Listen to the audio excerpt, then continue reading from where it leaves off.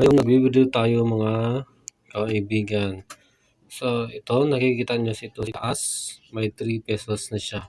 So pwede ka mag-withdraw ito ng 1 peso, 3 peso hanggang sa makuha mo yung kanilang mga offer. Meron din dito sa GrabPay, meron dito sa Lazada. Itong sa Lazada may 0.05, meron silang 1 peso, 3 peso. So 20, 50, 100. Yan. Dito sa ating i-withdraw ay makakuha tayo ng 3 pesos ngayon. Dahil itong points na nakuha natin ay 64,939 coins. So itong 3 peso ay lumampas na siya sa coins. So 54 to 76 coins na. Ibig sabihin, pwede na tayo maka-withdraw.